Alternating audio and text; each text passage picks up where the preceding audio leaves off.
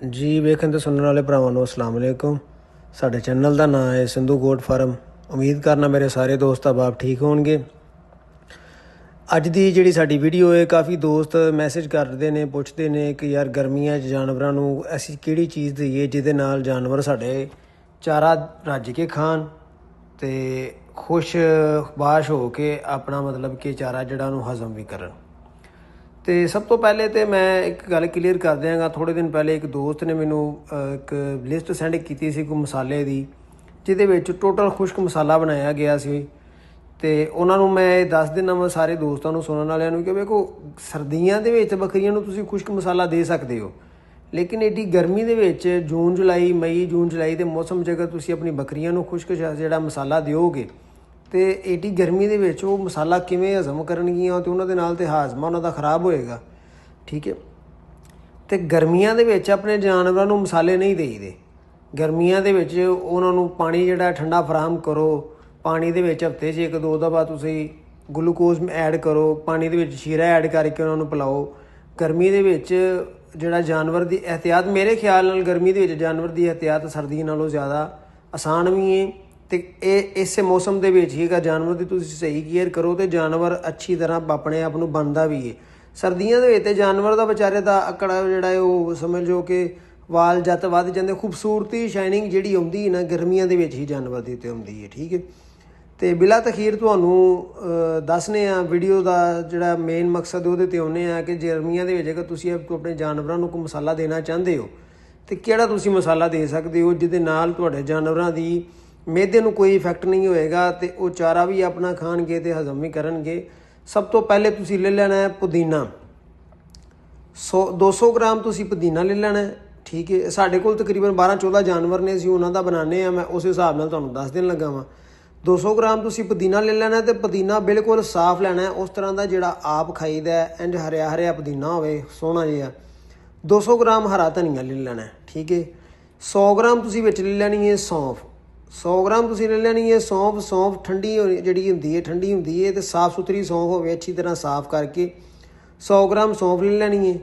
100 gram ਤੁਸੀਂ ਲੈ ਲੈਣੇ ਨੇ ਅਜਵਾਇਨ ਦੇ ਪੱਤੇ, ਅਗਰ ਲੱਭ ਜਾਣ ਤੇ।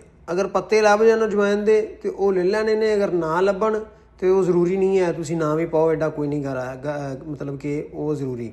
ਫਿਰ ਅਗਰ ਪੱਤੇ ਨਹੀਂ ਮਿਲਦੇ 100 ਗ੍ਰਾਮ ਤਾਂ ਤੁਸੀਂ 50 ਗ੍ਰਾਮ ਅਜਵਾਇਨ ਪਾ ਸਕਦੇ ਹੋ, ਲੇਕਿਨ ਜ਼ਿਆਦਾ ਨਹੀਂ ਪਾਣੀ। 50 ਗ੍ਰਾਮ ਹੀ ਤੁਸੀਂ ਵਿੱਚ ਲਸਣ ਪਾ ਲੈਣਾ ਅਤੇ 50 ਗ੍ਰਾਮ ਹੀ ਤੁਸੀਂ ਵਿੱਚ ਅਦਰਕ ਪਾ ਲੈਣਾ। 10 ਤੋਂ 15 ਅਦਦ ਇਹਨਾਂ ਸਾਰੀਆਂ ਚੀਜ਼ਾਂ ਦੇ ਵਿੱਚ 10 ਤੋਂ 15 ਦਾਣੇ, 10 ਤੋਂ 15 ਅਦਦ ਸਿਰਫ ਹਰੀਆਂ ਮਿਰਚਾਂ ਦੇ ਪਾਣੇ ਨੇ। 4 ਅਦਦ ਤੁਸੀਂ 3 ਤੋਂ 4 ਅਦਦ ਨਿੰਬੂ ਪਾ ਲਓ। 40 ਗ੍ਰਾਮ ਤੁਸੀਂ ਸਫੇਦ ਜ਼ੀਰਾ ਪਾ ਲੈਣਾ। 30 ਗ੍ਰਾਮ ਤੁਸੀਂ ਕਾਲਾ ਨਮਕ ਜਿਹੜਾ ਨਾ ਉਹ ਪਾ ਲੈਣਾ ਵਿੱਚ। 25 ਗ੍ਰਾਮ ਤੁਸੀਂ ਮੇਥੀ ਦਾਣਾ ਪਾ ਲੈਣਾ। 25 ਗ੍ਰਾਮ 30 ਗ੍ਰਾਮ ਕਰ ਲਓ। ਠੀਕ ਹੈ। ਅਤੇ 50 ਗ੍ਰਾਮ ਤੋਂ 60 ਗ੍ਰਾਮ ਕਰ ਲਓ, 70 ਗ੍ਰਾਮ ਕਰ ਲਓ। ਅਨਾਰਦਾਨਾ ਤੁਸੀਂ ਵਿੱਚ ਪਾ ਲੈਣਾ। 100 ਗ੍ਰਾਮ ਪਾਉਣਾ ਚਾਹੁੰਦੇ ਹੋ ਤਾਂ 100 ਗ੍ਰਾਮ ਵੀ ਪਾ ਸਕਦੇ ਹੋ। ਅਨਾਰਦਾਨਾ ਹਾਜ਼ਮੇ ਵਾਸਤੇ ਬਿਹਤਰ ਹੁੰਦਾ। ਇਹਨਾਂ ਸਾਰੀਆਂ ਚੀਜ਼ਾਂ ਨੂੰ ਤੁਸੀਂ ਪੀਸ ਲੈਣਾ। ਜਦੋਂ ਸਾਰੀਆਂ ਚੀਜ਼ਾਂ ਨੂੰ ਤੁਸੀਂ ਪੀਸ ਲੈਣਾ ਨਾ, ਅੱਛੀ ਤਰ੍ਹਾਂ ਸਾਰੀਆਂ ਚੀਜ਼ਾਂ ਨੂੰ ਪੀ ਕੇ ਅਤੇ ਤੁਸੀਂ ਇਹਦੇ ਬਣਾ ਲੈਣੇ ਨੇ ਨਿੰਬੂ ਜਿਹੜਾ ਨਾ, ਨਿੰਬੂ ਅਤੇ ਦੂਸਰੇ ਨੰਬਰ 'ਤੇ ਅੱਲਾ ਤੁਹਾਡਾ ਭਲਾ ਕਰੇ ਨਮਕ। ਇਹਨਾਂ ਨੂੰ ਤੁਸੀਂ ਬਿਲਕੁਲ ਆਖਰ 'ਚ ਪਾਉਣਾ, ਮਤਲਬ ਕਿ ਨਿੰਬੂ ਚਾਹੇ ਨਿਚੋੜ ਕੇ ਰਸ ਪਾ ਲਓ ਜਾਂ ਤੁਸੀਂ ਬਰੀਕ ਬਰੀਕ ਕੱਟ ਕੇ ਵਿੱਚ ਪਾ ਲਓ। ਨਿਚੋੜ ਕੇ ਰਸ ਪਾ ਲਓਗੇ ਤਾਂ ਉਹ ਵੀ ਠੀਕ ਹੈ। ਕਾਲਾ ਨਮਕ ਜਿਹੜਾ ਕਿ ਉਹ, ਤਾਂ ਕਿ ਮਸਾਲਾ ਤੁਹਾਡਾ ਪਾਣੀ ਨਾ ਛੱਡ ਜੇ ਜਦੋਂ ਤੁਸੀਂ ਕੁੱਟੋਗੇ ਤਾਂ। ਠੀਕ ਹੋ ਗਿਆ। ਇਹਨਾਂ ਸਾਰੀਆਂ ਚੀਜ਼ਾਂ ਨੂੰ ਤੁਸੀਂ ਪੀ ਕੇ ਅਤੇ ਇਹਨਾਂ ਦੇ ਤੁਸੀਂ ਬਣਾ ਲੈਣੇ ਨੇ ਲੱਡੂ ਟਾਈਪ। ਠੀਕ ਹੈ। ਲੱਡੂ ਟਾਈਪ ਬਣਾ ਕੇ ਬੱਕਰੀਆਂ 'ਤੇ ਤੁਸੀਂ ਅੱਗੇ ਕਰੋਗੇ, ਤੁਹਾਡੀ ਬੱਕਰੀ ਨੇ ਆਪੇ ਹੀ ਖਾ ਲੈਣੇ ਨੇ। ਠੀਕ ਹੋ ਗਿਆ। ਇਹਨੂੰ ਤੁਸੀਂ ਫਰਿੱਜ 'ਚ ਨਹੀਂ ਰੱਖਣਾ ਹੈ। ਕੋਈ ਦੋਸਤ ਕਹਿੰਦੇ ਨੇ ਜੀ ਇਕੱਠਾ ਬਣਾ ਕੇ ਰੱਖ ਲਓ ਫਰਿੱਜ 'ਚ, ਅਤੇ ਉਹ ਪਾਣੀ ਛੱਡ ਜਾਂਦਾ, ਉਹ ਜਾਨਵਰ ਖਾਂਦੇ ਵੀ ਨਹੀਂ ਹੈ, ਸਮੈਲ ਮਾਰ ਜਾਂਦਾ। ਠੀਕ ਹੈ। ਤੁਸੀਂ ਓਨਾ ਕੁ ਹੀ ਬਣਾਉਣਾ ਜਿੰਨਾ ਕੁ ਤੁਹਾਡੇ ਜਾਨਵਰ ਆਰਾਮ ਸਕੂਨ ਦੇ ਨਾਲ ਡੇਲੀ ਇਹਨੂੰ ਖਾ ਲੈਣ। ਇਹ ਹਫ਼ਤੇ ਦੇ ਵਿੱਚ ਤੁਸੀਂ 1 ਵਾਰੀ ਦੇ ਸਕਦੇ ਹੋ, 2 ਵਾਰੀ ਦੇ ਸਕਦੇ ਹੋ। ਹੁਣ ਹਫ਼ਤੇ 'ਚ 5-6 ਵਾਰੀ ਨਹੀਂ ਦੇਣ ਲੱਗ ਪੈਣਾ ਹੈ। ਹਫ਼ਤੇ 'ਚ ਇਹ 2 ਵਾਰੀ ਦਿਓ ਜਾਂ 1 ਵਾਰੀ ਦਿਓ, ਆਪਣੇ ਜਾਨਵਰ ਨੂੰ ਇਹ ਜ਼ਰੂਰ ਦਿਓ। ਮੇਨ ਚੀਜ਼ ਜਿਹੜੀ ਹੈ, ਤੁਹਾਡੇ ਜਾਨਵਰਾਂ ਦੇ ਬਾੜੇ ਦੇ ਵਿੱਚ ਇੱਕ ਨਲਕਾ ਲੱਗਾ ਹੋਣਾ ਚਾਹੀਦਾ, ਟੂਟੀ ਲੱਗੀ ਹੋਣੀ ਚਾਹੀਦੀ ਹੈ।